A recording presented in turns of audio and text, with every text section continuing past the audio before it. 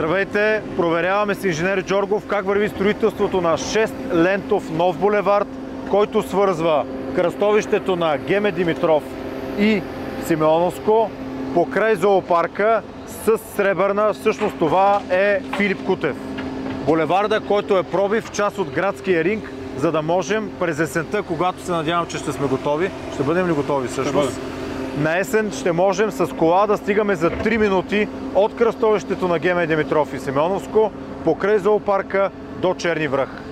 Какво ни предстои? Колко е дълго трасето? Километър и 200 е дълго трасето, работи се активно от около месец и половина, по 3 ленти в посока, 6 ленти, широки тротуари, велоалея.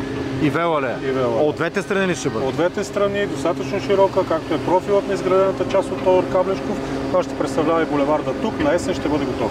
Чудесно! Това, което ни остава да кажем, нещо много важно. Тъй като булеварда минава покрай зоопарка, изграждаме шумоизолираща стена, бетонова, така че да можем да не притесняваме хипопотама, носорога и изобщо тези обитатели, на които се радват децата, а и възрастните в София.